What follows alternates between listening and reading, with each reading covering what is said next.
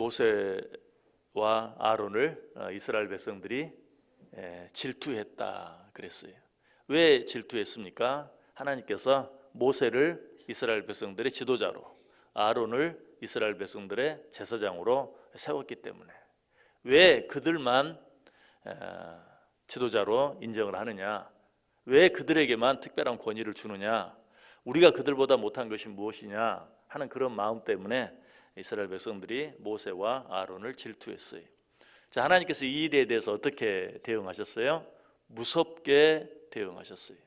땅이 갈라져서, 지진이 일어나서 그 갈라진 틈 속으로 모든 사람들이 빠져 죽게 만들고, 거기에서 나온 불로 그들을 태우는 엄청난 대가를 치르게 했다.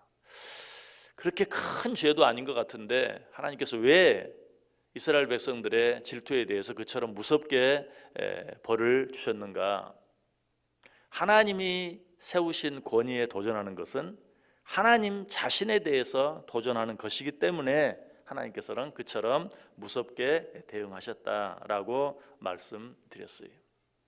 질투는 죄예요. 무엇에 대한 것이든지 질투는 죄예요. 그러므로 질투에는 반드시 대가가 따르게 되어 있어요. 어떤 대가, 어떤 벌, 우리가 이미 생각해 보기도 했지만 그처럼 무서운 벌만이 무서운 것이 아니에요. 그런 무서운 벌을 받기 전에 질투하는 사람은 자기 자신이 스스로 벌을 받게 되어 있어요. 하나님이 구태 거기에 대해서 무섭게 징계하지 않아도 질투하는 사람은 어때요? 질투하는 순간부터 마음이 편하지 않아요. 질투하는 순간부터 누가? 자기 자신이 제일 괴로워요. 자, 내가 질투하는 대상은 어떻습니까? 내가 질투한다고 그 사람이 무슨 손해를 봅니까? 내 마음속에 있는 질투를 그 사람에게 표현하고 그 질투하는 마음을 악하게 드러내기 전까지는 그 사람에게는 아무 영향도 없어요. 그런데 나는 어때요? 내 마음속에 질투하는 생각이 드는 순간부터 괴로워요. 힘들어요. 잠을 자지 못해요. 잠언 14장 30절에 보면 이런 말씀이 있어요.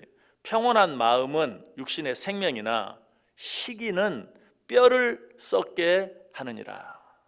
시기하는 마음, 질투하는 마음은 뼈를 썩게 한다. 뼈를 썩게 한다는 게 뭘까요? 요즘 골다공증이라는 병이 있죠.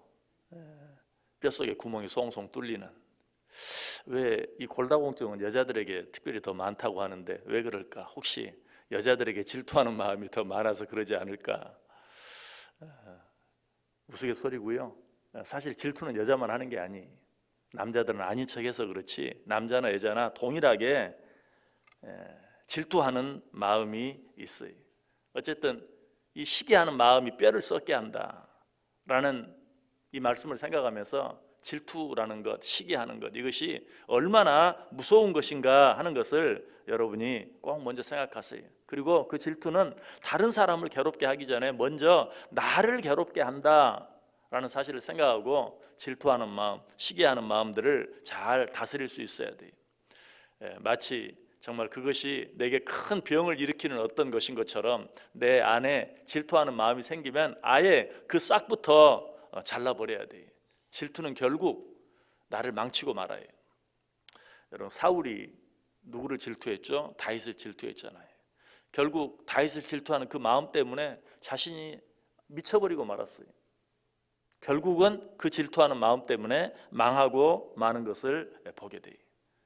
그러므로 아무것도 아닌 것 같지만 내 안에 어쩌면 당연한 것처럼 느껴질지 모르지만 다른 사람을 향해서, 나보다 잘 되는 사람을 향해서 질투하고 시기하는 마음, 이런 마음들 정말 무서운 죄라는 사실을 인정하고 잘 다스릴 수 있어야 한다. 그걸 잘 다스리지 못하면 결국 내가 망하게 되지만 그것을 잘 다스리면 어때요? 그것이 오히려 내 삶에 기쁨을 주고 활력을 줘요. 잠언 4장 23절에 이렇게 말하죠. 모든 지킬 만한 것 중에 더욱 내 마음을 지키라. 생명의 근원이 이에서 남이니라. 이 말씀을 질투와 시기에 적용하면 네 마음속에서 일어나는 질투와 시기를 잘 다스려라.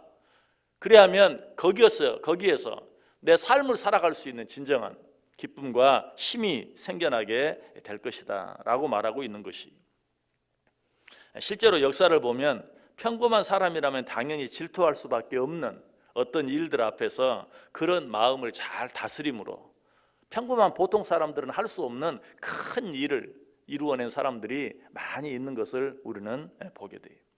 성경에서도 그런 사람을 찾아볼 수 있죠. 대표적인 사람이 세례 요한이.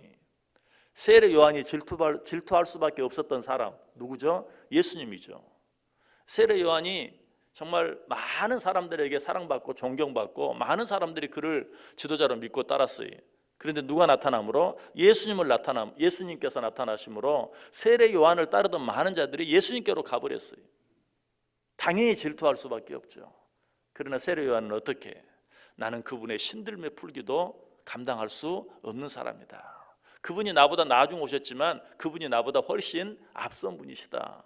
보라, 세상 죄를 지고 가는 하나님의 어린 양이로다 하면서 자기를 버리고 예수님께로 가는 많은 사람들 앞에서 오히려 그 사람을 높임으로 말미암아 그런 모든 질투하는 마음들, 시기하는 마음들을 잘 다스렸어요. 결국 그로 인해서 세례 요한이 받은 축복은 어떤 축복입니까?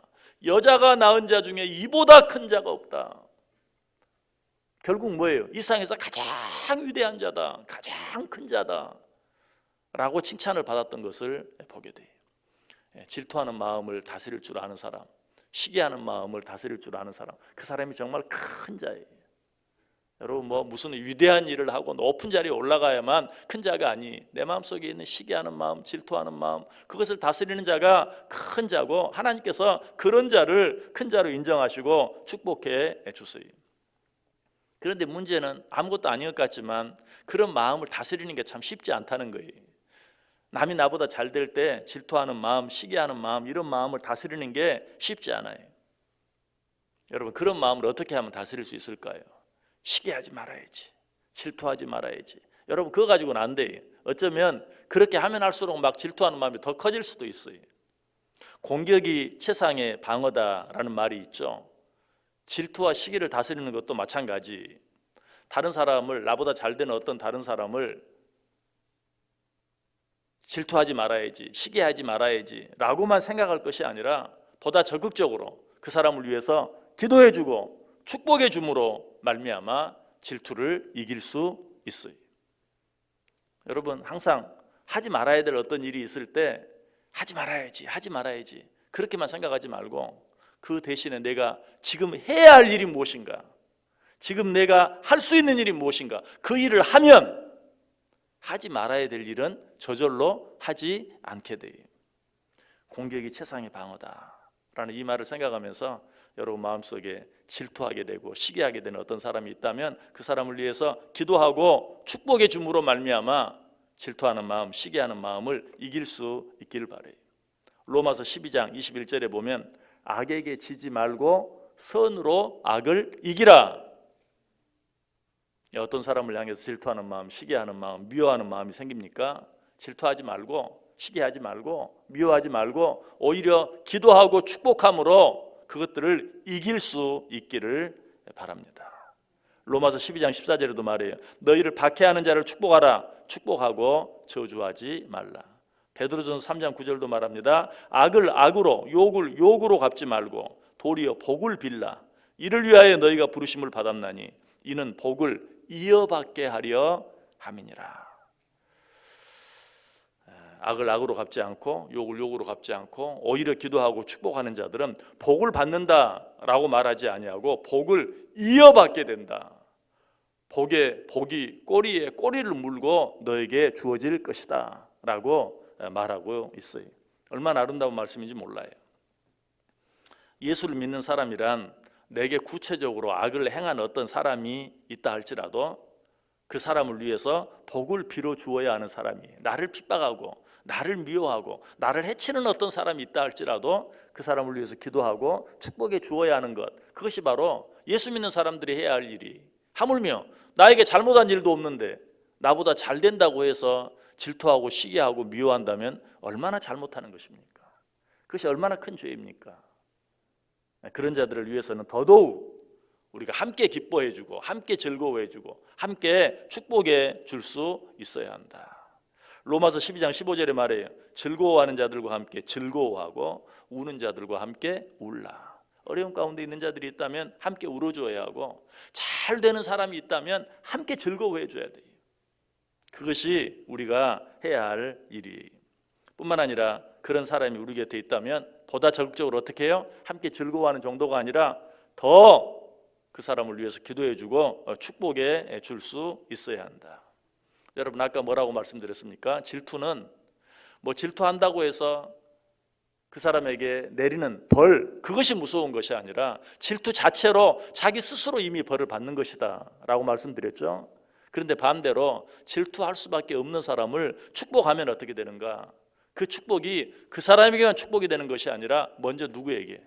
그렇게 하는 나에게 축복이 돼요. 그렇게 하는 나에게 기쁨이 돼요. 마태복음 10장 11절 이하에 보면 성경에 이르되 누구든지 그를 믿는 자는 부끄러움을 당하지 아니하리라 하니 유대인이나 헬라인이나 차별이 없음이라. 한 분이신 주께서 모든 사람의 주가 되사 그를 부르는 모든 사람에게 부요하시도다. 누구든지 주의 이름을 부르는 자는 구원을 받으리라. 우리 하나님께서는 정말로 하나님을 사랑하는 마음으로 내게 붙여준 모든 자들을 사랑하고 인정하고 축복하고 위해서 기도하는 자들, 그 모든 자들에게 부요하신 분이세요. 오늘 하루 어떻게 살아가기를 원하세요?